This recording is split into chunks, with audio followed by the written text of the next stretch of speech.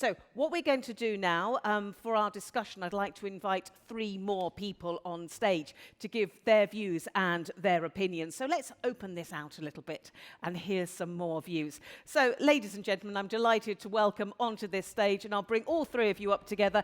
Greg Jackson, Global CEO, Octopus Energy. We have coming up Elena Leon Munoz, the CEO of Iberdrola Networks. Elena. And we have Gianni Armani, the Director of Enel Grids and Innovability.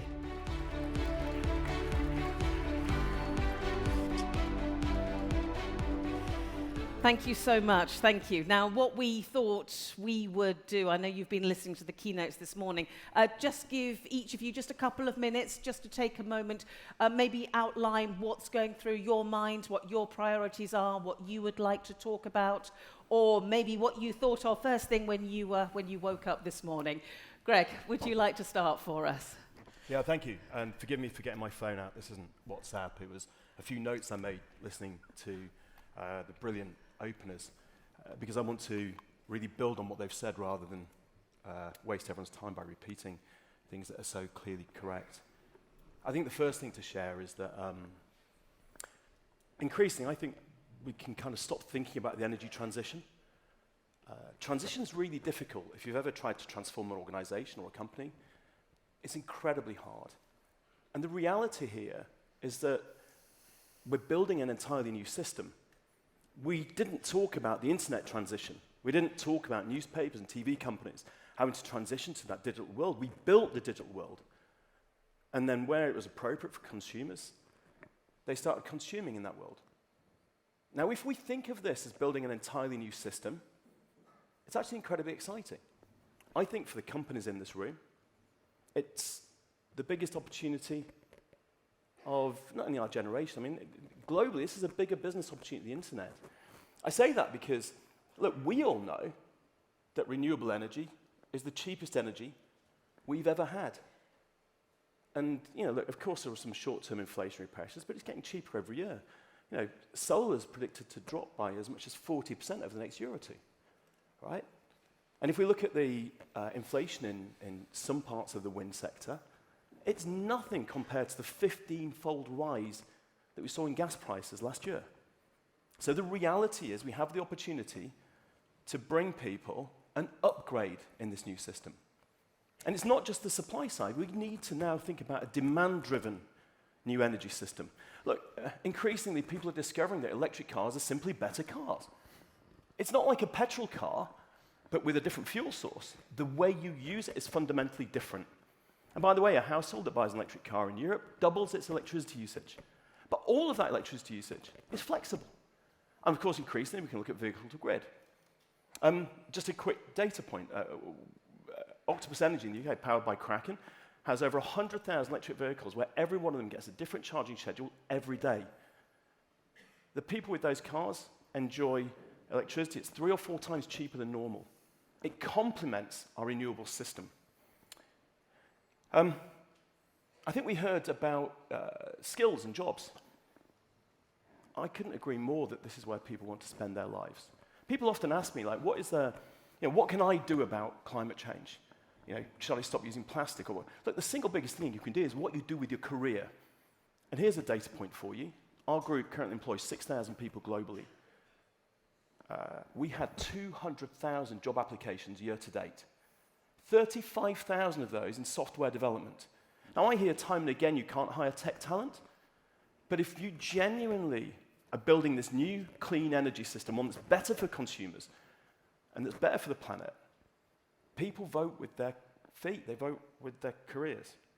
And so I think what worries me, I guess, like in 20 years' time, is that exam question that's going to be, you know, in the baccalaureate or wherever, that says, why in the 2020s, when we could already see the devastating impacts of climate change and renewables were cheaper than fossil fuels, why did we not invest more in wind farms and solar farms and in the energy system that would prevent the climate change that today we see? I don't think we should allow people to write that exam question, right? we should have them write down what were the forces of change that created the demand-side transition. And, by the way, not only helped rich economies stop trashing the planet, but democratized energy to the 800 million people that today have no access to energy at all. And for them, the technologies that we should be deploying far faster here are also the equivalent of leapfrogging landlines and going straight to mobile. And so I think today, each of us has the choice, really. Do we double down on building this new system, which, by the way, will deliver better returns for our shareholders, better returns for the society we live in, and a far better future for the people both in the rich world and the developing world? Greg, thank you very much. Thank you.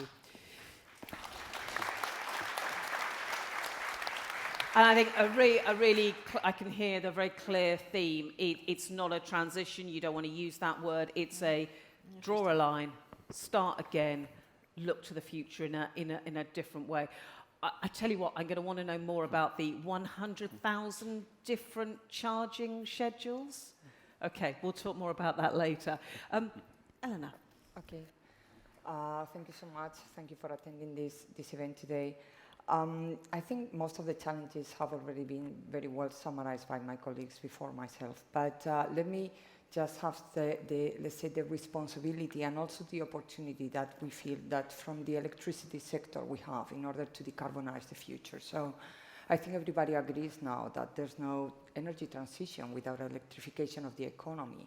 And by that, we have to say we've experienced different periods. Now, there was a moment in which we had to fight to make everybody aware of the beauty of renewables. Now we've passed beyond that path. Now everybody's convinced they're cheaper, they're there, energy dependency is lower, etc., etc. But now I think what is interesting now, and we've been talking about sobriety, we've been talking about energy efficiency, we've been talking about taking the most out of what we have.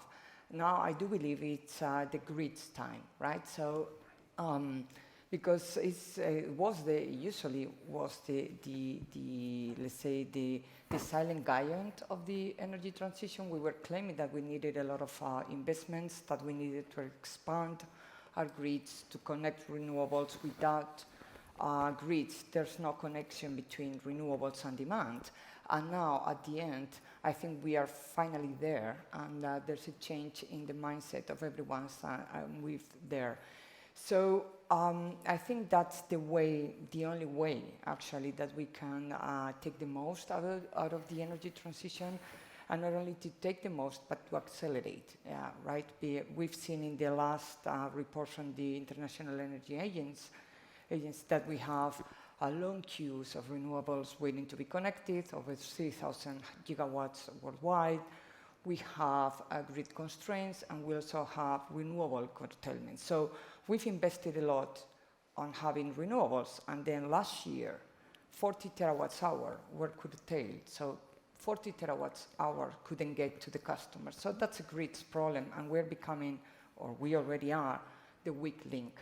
So we're there, we're ready we need to transform our grids, but we're there to do it. And also, let me just highlight the last thing. There's a huge social and economic impact coming from the grids. Why? Because when you have a generation power plant, it's very located on one specific location, whereas the grids are so spread out throughout the whole territory. And we have the ability to get to local industry, to local employment, to everywhere where the young people are. So that's a huge phenomenon and a huge advantage, I would say, that our business can push forward even more the energy transition. Thank you, Sasha. Ellen, thank you very much. Thank you. And very much echoing what Frederick has said, actually the focus now needs to be on the grids. Yes, we've looked at renewables, but now we need to look at that sort of backbone. And a great point about actually, it means that you've got that mobility as well with the grid. Gianni. Thank you, Paddy. It's not easy to add to the previous speakers. and grids has been hardly attracting anybody. That is quite embarrassing, seeing so many people around here. But I would like to add some positive thinking and actually some worrisome arguments. First of all, transition is actually happening. We have been thinking about how to push for renewable to transit and so on, and this is actually happening. We are connecting every month 60,000 new producers to the grids. Of course, our grids are large, but they are not. They don't cover everybody. So, as a matter of fact, that's a huge number. We have already connected almost 2 million producers of renewables to our grids, and this number is increasing every year. Of course, there is what Greg said, that renewables are the most competitive energy production mean.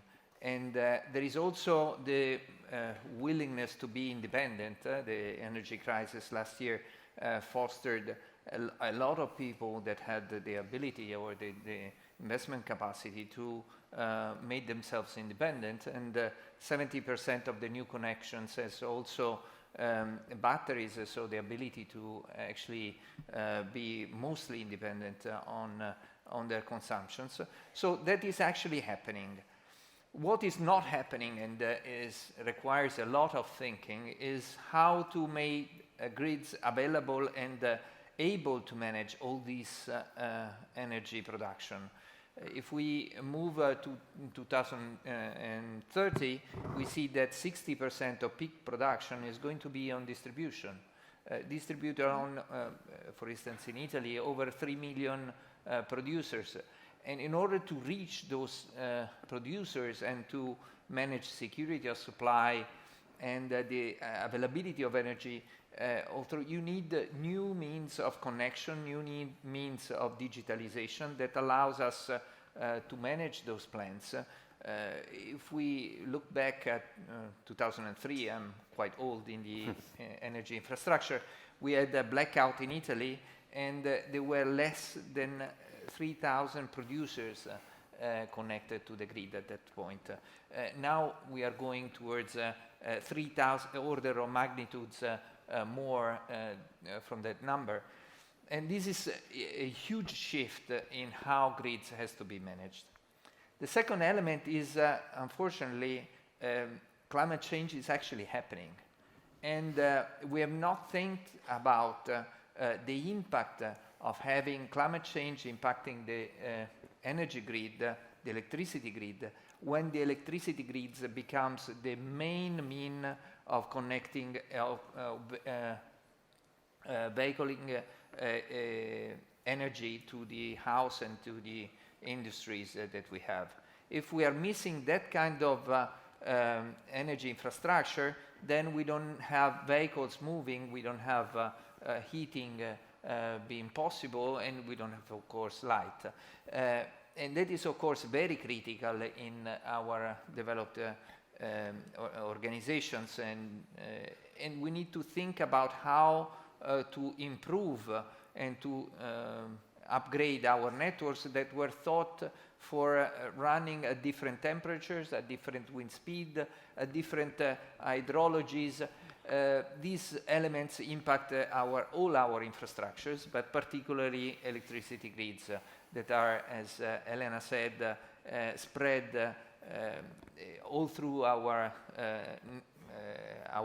countries, and they require very solid structure in order to be available at all time. Gianni, thank you very much. Thank you. And again, talking about the flexibility that's needed in the grid and actually how that needs to change, and that fundamental part there. What I thought might be quite nice is just get from all of you a sense of where you think the industry is at the moment, if I may. Because this panel is called Energizing a Quantum Leap to an Integrated Decarbonised Energy System. Okay?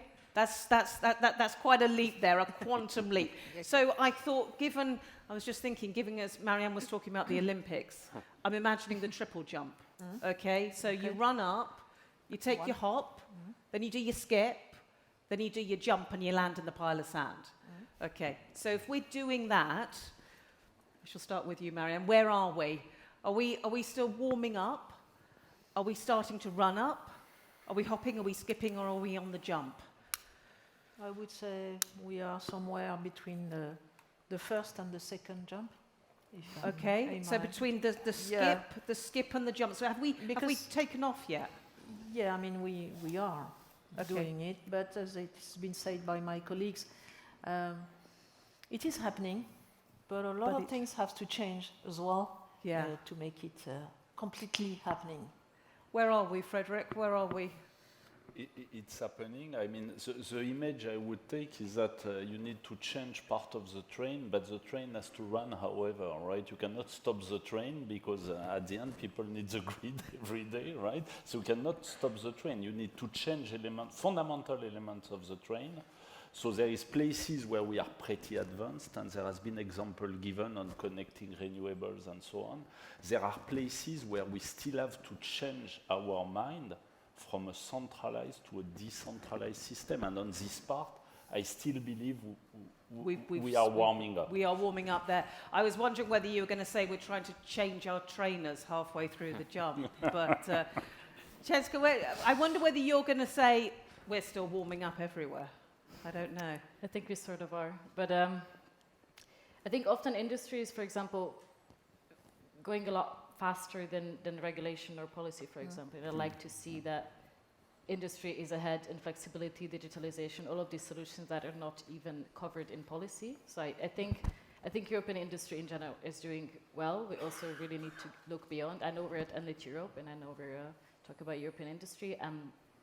I don't have a lot of critique. I just want you to understand this mindset shift. What I was talking about, that it's not only technology, it's not going to solve it all. We really need it's a to mindset. click. Yes, we need to click it in our heads and just think of your kids and just think of us and think of our future. Because also, and this is a point I wanted to make. I just you know how it is. Just forget it while you're talking. It's gonna make us all a lot happier if we act on climate change. It's just gonna make a better world. I think it's a no regret option. You mentioned the phrase climate anxiety, and it is it's a huge issue. Greg, where are we? Are we warming up? Are we running? Are we skipping, jumping? Let's look at a few different geographies. Okay. In China, the supply side is ramping up so rapidly.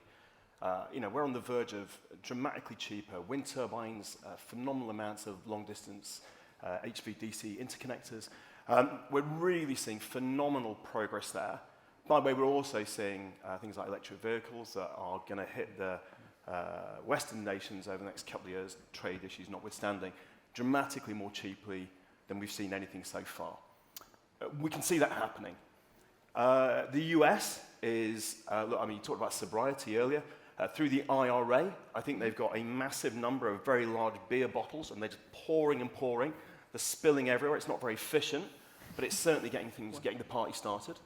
And I think in Europe, where we have competitive markets, we're seeing the demand side. We're really seeing demand side innovation that needs to happen to drive a full system change. So, I mentioned earlier that it's sort of very smart charging electric vehicles, but we're seeing things like community energy in Italy, or in the UK, building houses that will never have an energy bill. Not passive house, just that they've got solar panels, a battery, a heat pump, and a smart hot water heater. And by optimizing those through technology, you've got houses that will never have an energy bill. So I think what we're seeing is different parts of the system at different parts of your triple jump. Yeah. The key, though, on all of it is we're about to hit a tipping point. Renewables and decentralized energy have been an add-on to a centralized system. And at some point soon, we need to flip it so that they are the system. Flexibility, we need to stop thinking about flexibility as an add-on, as a service that can be provided to a grid. And it just is the grid. And I think that tipping point is imminent, but it requires enormous amounts of digitalization and data. Lena, What do you think? Because, I mean, are you agreeing with Greg there? You know, different areas at different stages. I mean, I think we can all agree with that, though. Yeah, well, I tend to agree with Marianne. I think we are between the first and the second jump in terms of, I don't think we are warming up. I think the feeling of urgency is already there, so we don't have so much time ahead of us to, of course, it's almost 20 years maybe, but we needed to do it now, and the quicker the better. So that urgency point, I think, is very important. Also, we are just in the middle, and we know that what we've done up to now is okay, because things are happening, but they're not enough.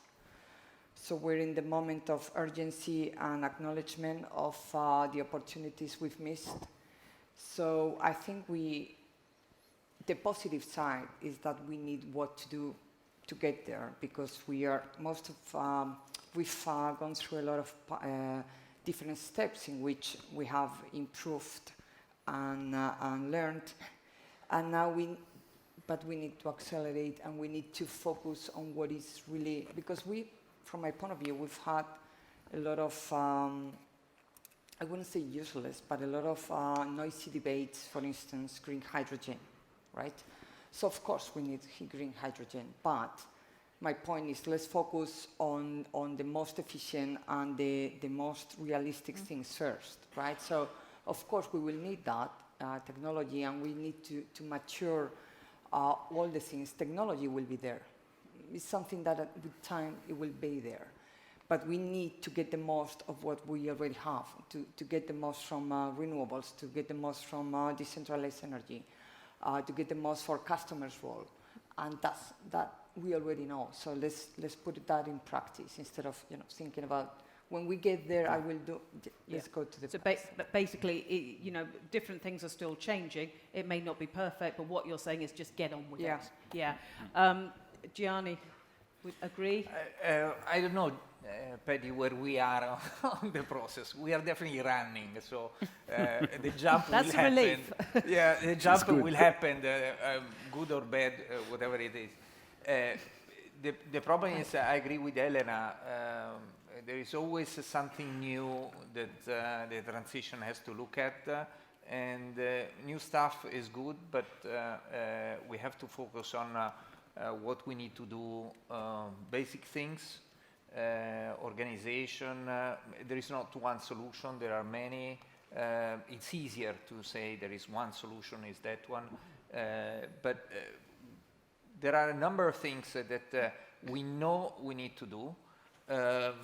Some we will learn while going ahead. Definitely changing the system from a centralized production, connected, normally geographically limited transmission, towards a completely different system that electrons will travel much more than in the past, is something that we need to study, we need to implement. There is time to do it, but we have to do it fast. We have the solutions, and some we need to work, but we know that there are, and we have to start from that. It is, I get the feeling from you, it's the case of getting on with it. We have the solutions, it's getting on with it. I'll tell you what I'll do, because all the challenges that you've all talked about seem to fit, well, everything is interlinked, of course, but they seem to fit into two different areas.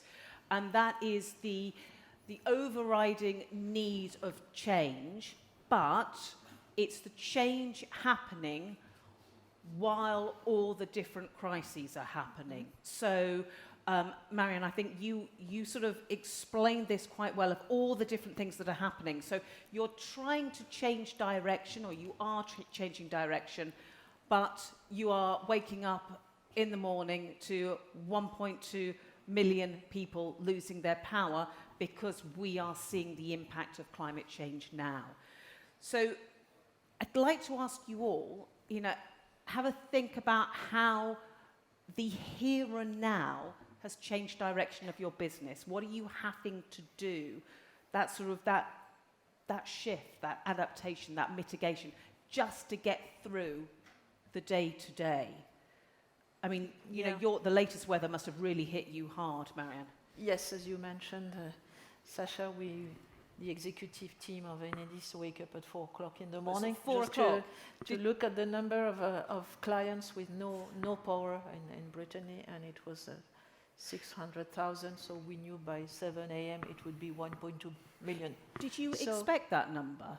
Yeah, we expected Right. that because what has changed is that we are using more and more intelligence, artificial intelligence, to combine with meteo algorithm in order to be able to predict what will happen and at what location on the grid it could be hit by the storms, and then you allocate your technical teams to take the road 2 days before the storms and to be ready on day one, on H1, to be able to reconnect people. What is difficult is to be good, excellent, better. Elena's talked about improving efficiency on the day-to-day business, doing our duties, connecting our people, and also save time and energy and money to prepare the future, because we have different scales of time to tackle with, and things are changing. So, as my colleague said, things are already changing, but other things have to change. For example, when I want to tease my technical teams within Enedis, I'm saying Enedis is a company of 40,000 men and women, and IT and data. Of course, we have the largest grid in Europe. We are exploiting and investing in it. It's physical, but it's becoming more and more IT, telecom, and data together. So regulation has to change as well. Yeah. And to be based on this movement and to recognize that data is key and will be more and more key in this change.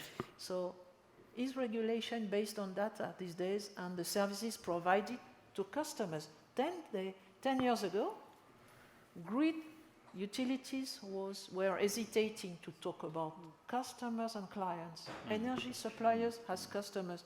Do we have customers? We are not so sure. Nobody is discussing that anymore. Of course, sobriety is dedicated to the final clients connected to the grids.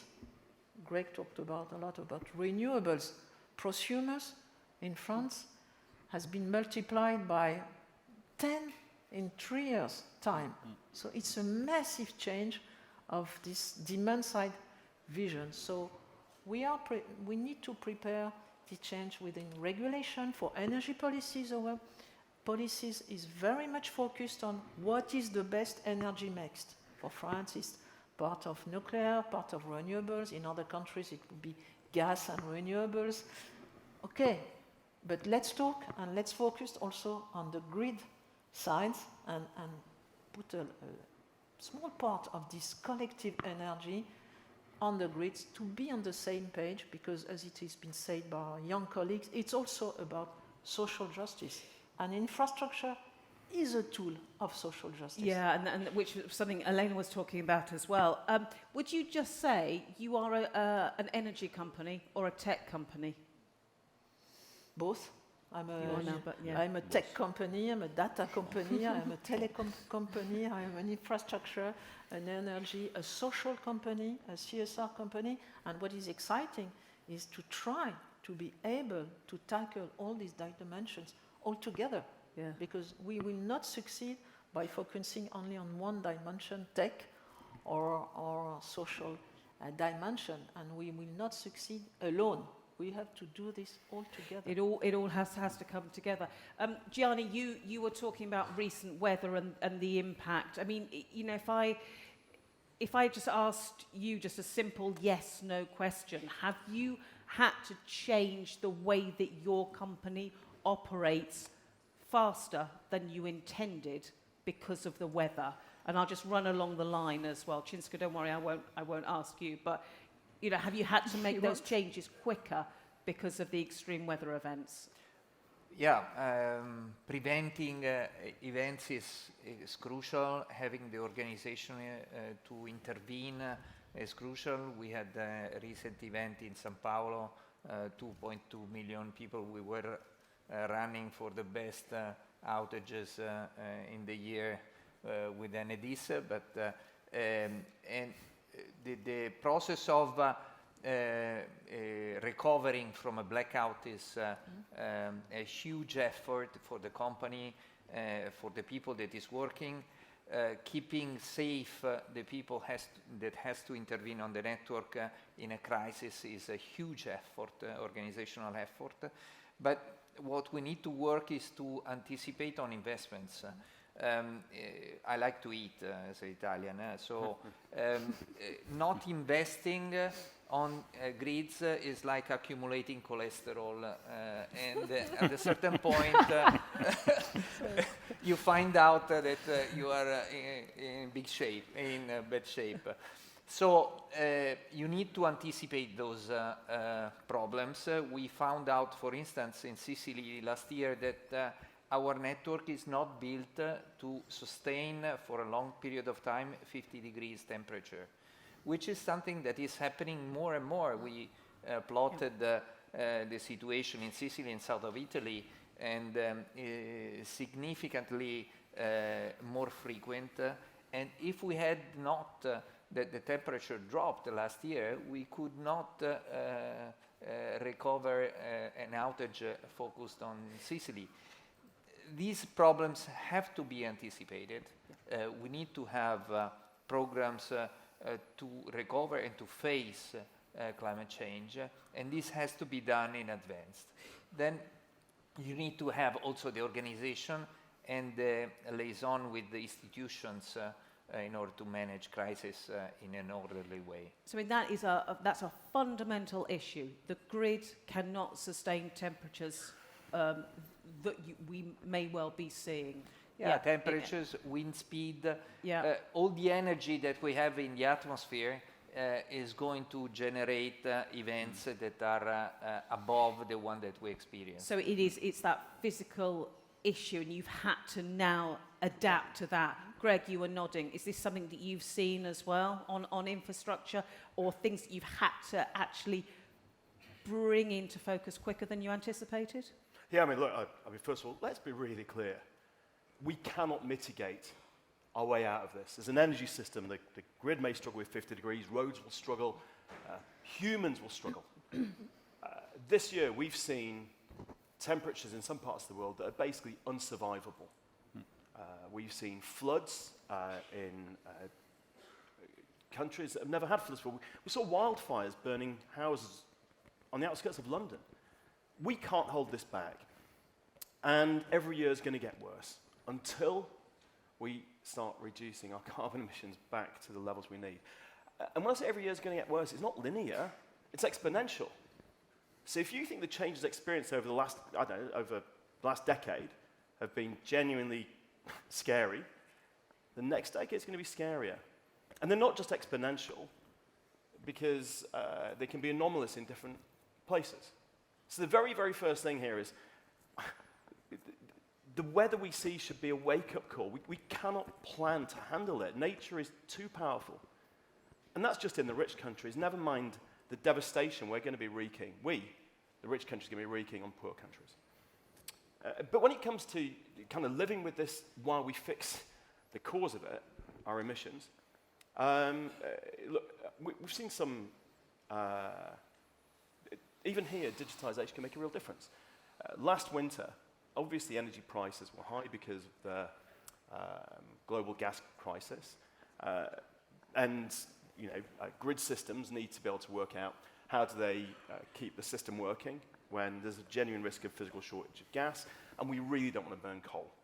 And so, for example, we introduced demand flexibility in the UK on a big scale. 40% of customers in Octopus that were offered very small amounts of money, between 50 cents and a couple of euros, to reduce their consumption at peak stress times, did so. That was the equivalent of just sending a text message or an email or an app alert maybe a few hours or a day before grid stress, and turning off the equivalent of both Leicester and Glasgow, two of the biggest cities in the UK, just among Octopus's customer group, just among the, I know, sort of 1.5 million households at a smart meter. And customers didn't resent this, they loved it.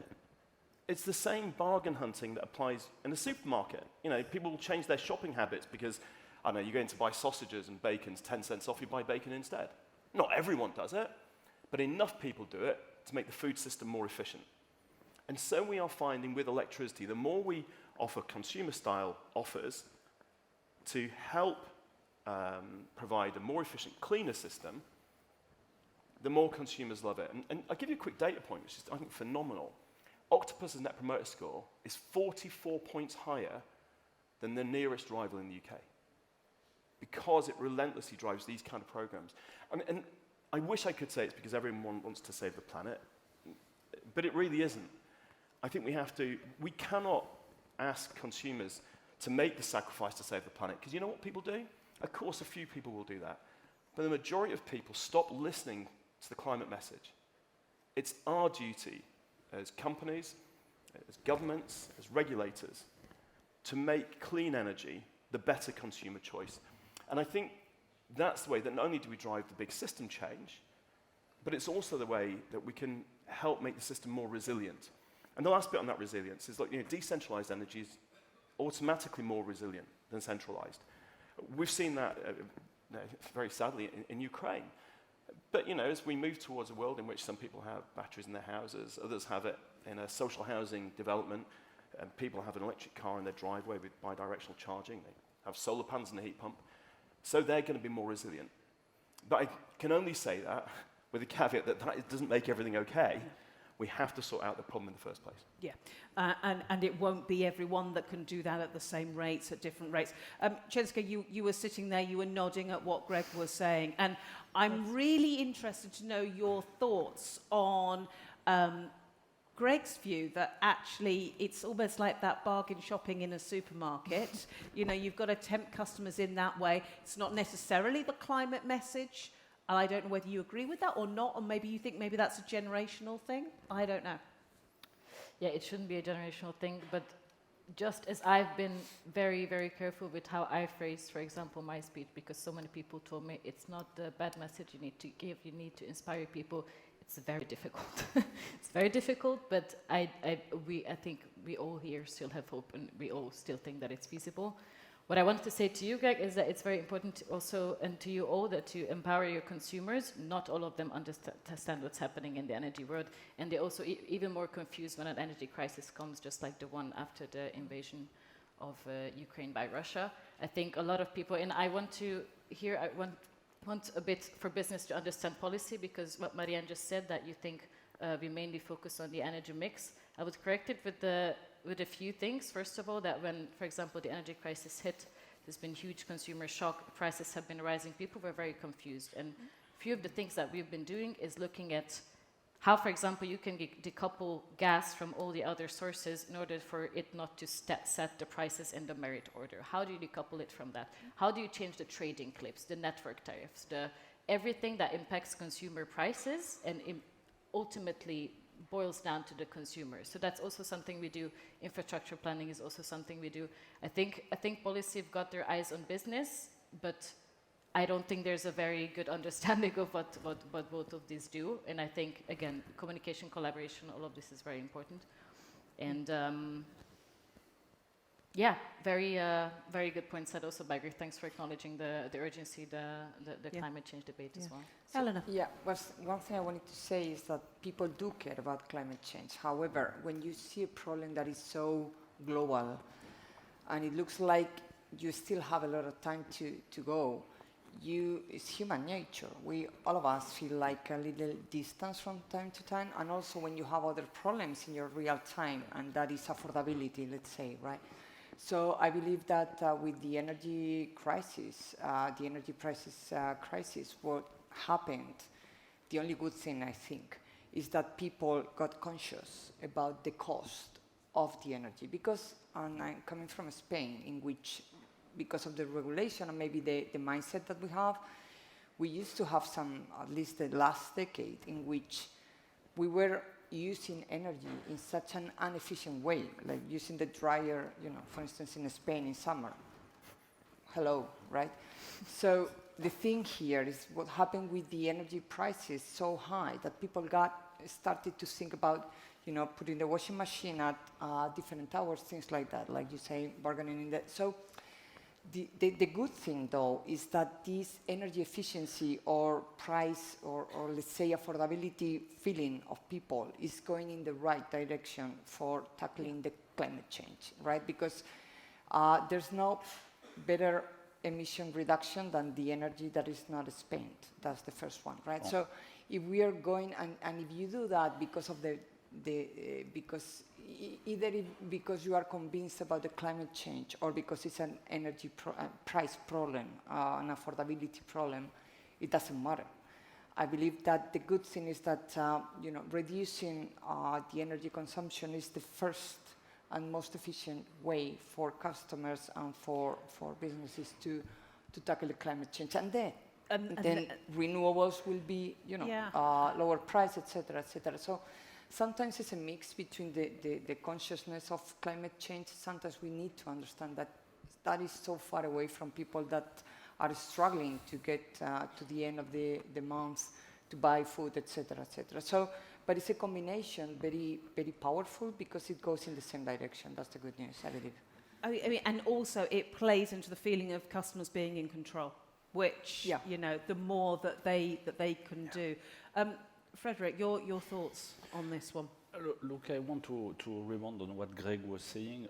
We as company have to show the way. Okay, we should not teach, we need to show the way.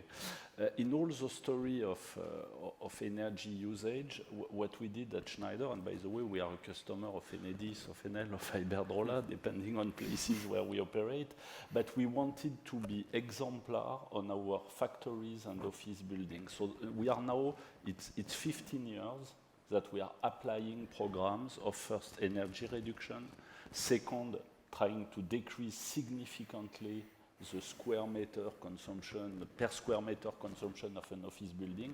We opened 2 years ago in Grenoble a net zero building with 2,000 people into it. It's a net zero building with a set of technologies, with the right exchange with the grid, and it works, right? And what's very interesting is if you look at all these cases, we are now proven that they have a return on investment. So they are not extra money for us.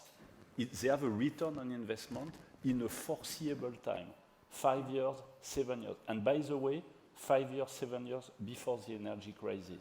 So when the energy crisis happened, you're immune, at least, or you're in better position to operate your operation than companies that have not worked through the energy transition. Basically, we get rid in all our places as we speak of fossil fuel. Okay, painting lines are now working with electricity, and we can invite everybody that want to see it. Okay, live, it's feasible. The return on investment is good, and we consider we're prepared for the future. So that's where I think we have to act for the environment. Now, if I take my hat as a supplier of as well many of the companies, we are working on circularity of our product because the big shift that will have to be done, as I explained, there will be many products that don't need to be replaced. You can keep the steel, you can keep the mechanism, eventually you upgrade a few digital points, but you keep this product running for the next 40 years. That's what we have to do as sustainable citizens, as corporate citizens. That's really, and I think that's super important because we show the way. Okay. So building on that point of you showing the way and working with customers, do you think you're doing enough? And I'm sure that the nice political answer is yes, we're doing a lot, but we could do more. I was answering no. It's exactly what it would be. But I'm going to ask all of you, put your hands up if you feel actually as a company you are doing enough to help your customers with their own energy sobriety and their own transition. Do you feel you're doing enough? Greg, you're sitting forward as if you want to put your hand up, but you're not. Let me ask the audience. Are they doing enough? Yeah. Raise your hands. We are doing our best. Okay. You're doing our best. Right. Your team down there is saying yes, you're doing enough. Raise your hands if you think actually the companies could do more to help customers. Okay. Yeah. I did I'm expect not a that company. I'm just representing the public. Greg, here. you know your company. I was going to say it prides itself, but what I'm actually going to say is, the way it markets itself is that it's at one with its customer, and you're the one that talked about, the small savings, which are actually not about the savings; it's about putting customers in. What more can you do? Okay, so look, first of all, we definitely aren't doing enough. No. Okay. But the interesting thing, first of all, we're in this period of unprecedented change, exponential change in the energy system.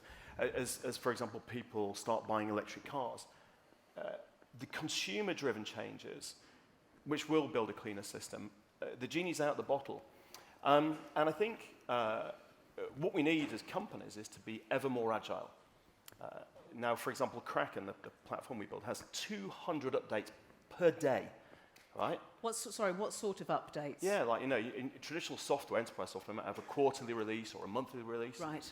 We now need to be in a world where you're releasing continually.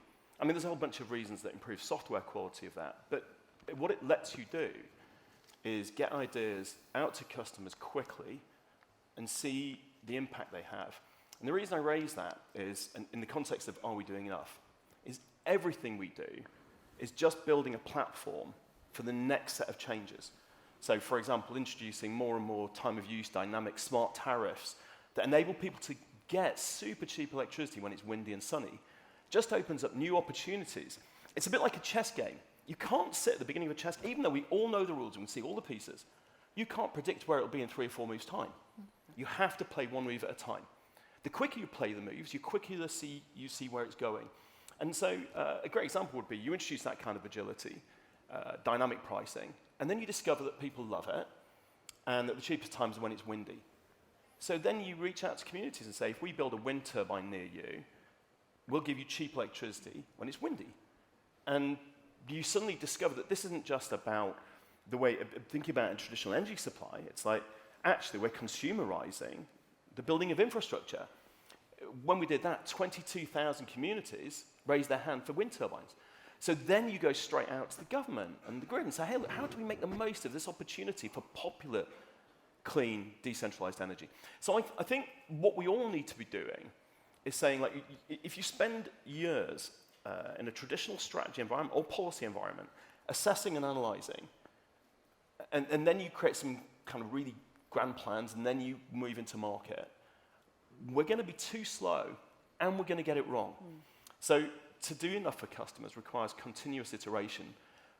And I think we can learn a lot from the internet businesses, the technology businesses that built in that way, because it reveals surprises, right? I mean, when Apple launched the iPhone, Nokia had already kind of tested the idea of a touchscreen device, and people said they didn't want it. The only way we found out that people did was when Apple actually launched it. So I think we need to move into a world of policy and companies working rapidly together to dramatically change the system.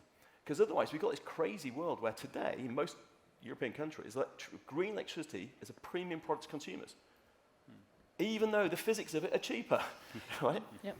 Marianne, come in on that. What more could you do if you believe you could for customers? I think we're trying to do a lot, but also we have to tackle and to face altogether a new context. And this new context should lead us, meaning us, political and companies as well, to reconsider some boundaries. For example, the European regulation is very much based on differences between missions of distribution and transmission networks and suppliers, of course. And all the regulation has been built on that dogma for the last 15 to 20 years. What we are seeing now, grids have customers. Sobriety, it's about grid customers' behaviors. We have to face and to tackle with massive climate change and events, and it's about our customers. We are using more and more data, like a tech company, and not like an old infrastructure company we used to be look at in the past. So my message is everybody has to shift mindset. Of course, us as companies, but regulators, but European Commission. Look, we're going to have this week maybe an action plan for grids. Fine, at least after all this regulation on energy efficiency, renewable, and as Greg said, more renewables means more grid, but also a different part for the grids. But then it's going to be more and more an assurance asset. You used to be ready for use, so we need also to talk about structure in the grid tarification, and so it opens a lot of new questions and challenges, and please don't be stuck in our old ways of thinking. And this, of course, it's a call for all of us as CEOs of companies, large companies, with a social corporate responsibility. And as you mentioned, we are starting, and we have to speed up, to work with all the equipment companies on low carbon works and materials and techniques, and it will be a huge change. We are just at the beginning of that, how to re-employ all the materials we are using, and also all the context where we are operating it.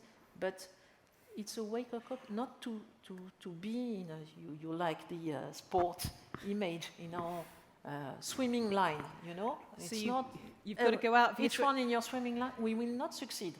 So we need more synchronized swimming. And face the reality. It is a good point, and actually just to pick up on something you said, just a point which I don't want to be lost. You just said, sometimes, and forgive me, I'm paraphrasing, CEOs can also get stuck in the way things have been, and it needs to open out. Just a very, very quick one, Frederick, because I want to move on to, I know, a couple of really very contentious topics. No, look, why I say I don't think we do enough, like I guess all of us, we look at the International Agency of Energy reports, right? If you look at 2022, you cannot be happy, right? The greenhouse gas emission is back on increase, okay? On the other hand, and as it was said by Marianne, I'm pretty proud as a French citizen that last year we succeed to reduce in France energy emission by more sobriety, by more measures, so it's feasible. The last thing I think, when I say we don't do enough, many new economies are looking at Europe as a place where things can be seen differently. And I think what we do in Europe can be applied in many places. When I travel in Africa, in India, I still see many people that don't have access to electricity. Our hope should be that they go accessing to electricity into the new system, which is a system with more local generation, a stronger connection to a grid that is very reliable, that does not exist everywhere. So we hope that we can bring all what we are learning in Europe as we speak to those countries, and that's extremely important. So until the report of the agency will say, okay, we are not where we should be, I cannot be extremely happy and say, yeah, we did the maximum. Fair enough, fair enough. Exporting of knowledge and ideas as well. I'm very conscious of time, and I know there are some really contentious issues. So instead of trying to fit them both in, I'm going to ask you. AI and machine learning. What's it going to change with the industries? I think that is one. The other one which has come up in everyone's words has been skills and the skill issue, or the lack of the right skills and people with the right skills. So we've got absolutely the cream of industry leaders here. What would you like to hear them talk about? Raise your hands for AI and ML. Okay. Lovely, thank you. Or for skills and the skills gap and trying to... Okay, I think it's AI. It's a close thing, but artificial intelligence, if I can, I'll squeeze in some skills as well. Artificial intelligence, is it going to be the big issue that those looking for jobs think it's going to be? I.e., is it going to take a lot of jobs? Is it going to totally transform your industries? What I'm going to do is I'm going to start with the customer-facing side first of AI, which is an area it's used in a lot, and then we'll come to the business-facing side. Greg, just very briefly, if I may, because you've got some data on what you use AI for and how it sort of changed what you do. Yeah. Look, I mean, very briefly, I mean, Csinszka mentioned it, you mentioned it, this kind of customer focus of a company like Octopus. You know, Octopus Energy speaks to 70,000 customers every day. It's really important that we learn from that, the things that they see challenging and the things that they appreciate as we build the new energy system. And particularly during the energy crisis, the number of calls from customers doubled and the length of calls doubled as customers needed help and support. Now, training agents to give incredible support takes time. You know, the world saw ChatGPT emerging, I guess, around about November of last year. And you saw the opportunity to say, hey, look, if we really turbocharge development here, could this help our team, help customers? And I think by January, we'd integrated a bunch of generative AI, and 5% of customer emails were being handled by AI. Now, when I spoke to the operations team, they're like, but it's making some mistakes. And we looked at the mistakes. It was getting an 85% customer satisfaction rating. Emails written by a human get 65%. Hey, hang on, sorry. Emails sent by a human get 65% customer satisfaction. Yeah. An email sent by AI gets 85. 85%. So what we said is, look, let's find ways to catch errors and fix them. But the reality is, this is an upgrade. And so by May of 2023, 45% of all emails being sent to customers, and I don't mean bulk emails, I mean these are one-on-one support emails, were being written by AI. And the developments continued. So you're now at the stage where every account, millions of accounts, has an AI summary of every communication with the customer. So every phone call has been transcribed, summarized by AI, every email, and there's a summary there. It also builds in a summary of what's gone on with the account in terms of statements, balance, payments, meter readings, everything. And so when a customer gets in touch, whether they're phoning or emailing, the agent's got a quick summary, which saves so much time and ensures better service without asking customers to repeat their history or make the mistake of answering the wrong question. And the really interesting thing is I've spoken to one of the founders of OpenAI, and talking about this, and he said, well, I guess it's like smart FAQs. I was like, no. The interesting thing is the AI is often answering the hardest questions. Because for a human to answer a difficult question, one's where you have to look into the history, really takes time. And the AI can jump straight to a far better answer. And so, you know, in theory, it's doing the job of several hundred people now, but there's been no reduction in employment. What there has been is an improvement in customer satisfaction, improvement in service. And I think, look, when we look at the energy sector, you mentioned skills earlier. Yeah. You know, the more we can give people phenomenal tools to provide a more customer-centric energy system, actually, first of all, the more we can free people up to keep developing the skills we're going to need as we create the prosumer. Quick stats. We get twice as many calls from a customer with a smart meter as one without, and twice as many from a customer with a smart tariff as one without, and twice as many once you're controlling devices in the home. As we create this system, we're going to need all the tools we can to ensure customers get the very best service, as, for example, we take more responsibility from controlling home batteries, electric vehicle charging, the export of solar. And so I think so far, we're seeing these phenomenal impacts of AI to both improve our employee experience and customer experience. Okay. Who else is using AI? Marianne, by the way, you were nodding along with that. I mean, AI is not an issue for the future. It's happening already right now. And at Enedis, we are using EA, I said, since a few years in order, for example, to be more efficient in predictive maintenance and to look at our lines. Enedis is running lines which represent 35 the circumference of the Earth, 35 times, so it's a large infrastructure. And we are sending drones combined with a model in order to be more efficient in fixing the shortages and the damages. I mentioned also the use of EA within storms in order to predict, of course, meteo. It's on meteo agency side. We are using their models, but also what type and location of damages that can happen to the grid. Today, 55% of our research and development programs and investment are using EA.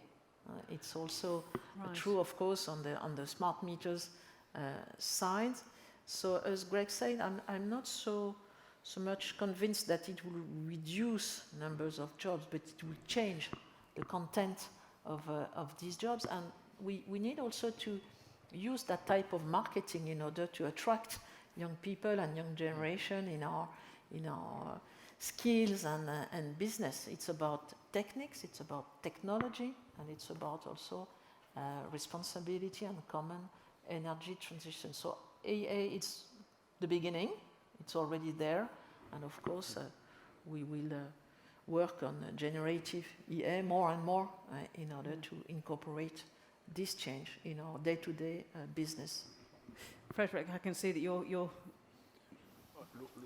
First, to answer your question on the job impact, okay, let's keep in mind that we have to double the output of electricity. So I don't think the problem should be to worry about the job impact. No. And hopefully, if AI can help to go faster in this transition, the better it is. Now, a few examples. Marianne gave one on predictive maintenance, which is pretty obvious. We can give at Schneider another example. When you have a distribution management system, right, you run scenarios of simulations. They are all based on AI. What we see is that the recommendation made by the system to the team in 90% of the case is what the team is deciding to do. So it goes much faster. It helps people to have a proposal, of course, and people who operate grids, of course, they stay validating, but the proposal goes much faster.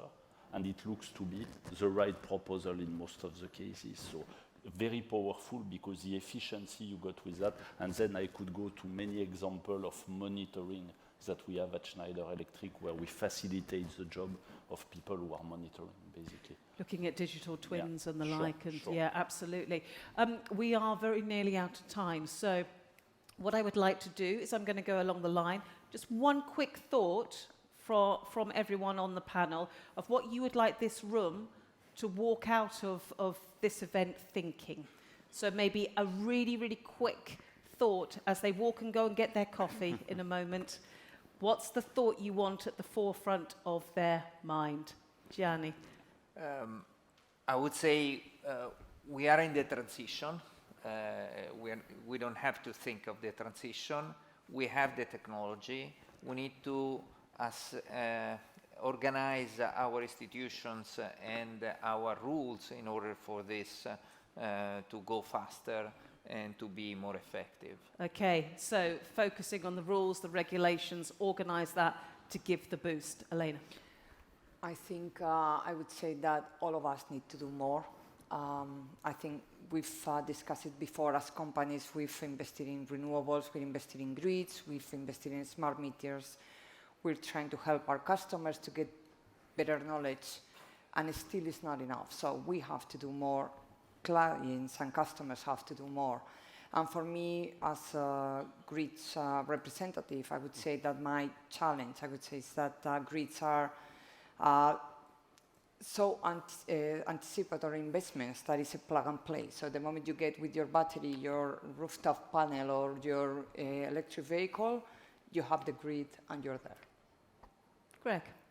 We have to make this building a new system that is good for consumers. The technology we know allows that. If we digitize, then the advent of renewable energy, electric vehicles, super efficient heat pumps is going to be an upgrade for consumers. And we need to be absolutely confident and resolute in delivering that, because otherwise we'd risk the political backlash that we already see in some countries against the technologies that we know are going to improve people's lives and finally help tackle climate change. So I'd really like everyone to be really confident and to advocate for something, because it's going to be good for our companies, it's going to be good for society, and it's going to be critically important for the climate. Thank you. Csinszka. Thank you. Yeah, I'd just like to remind everyone of the climate lens I talked about and the mindset shift. I think with all of these business leaders here, I really want to say that with policy, we want to empower you to lead, and we want to empower you to make it easier for people to be good and do good. And again, just stressing the point that this needs to surpass every kind of political cycle and other cycles we work in, because it's an overarching thing, climate change and the energy transition. And I firmly believe that we can do it, but we also need to really understand each other. Make it easier for people to do good. Yes. Frederick. My key point is the next Enlit in 1 year. Let's look at what has happened in Europe, right? In terms of energy transition, in terms of development of electricity, in terms of transformation of the demand side. How did we collectively facilitate that? And Marianne. I'm very struck by the fact that our vision is common and no discrepancy between us. So we have the vision, we have the strategy as well, which is quite clear. So our main challenge, I think, it's about delivery. Delivery from now, we are in 2023, up to the 27 years, up to 2050, the carbon neutrality. So it's at the same time a sprint and a marathon. So I think we are all committed to that, but it's huge challenges about delivery, what we are committed and what we seen we have to do together. A common purpose, a common message, and actually now the focus is on delivery. Ladies and gentlemen, please thank our expert panel. Thank you very much. Thank you.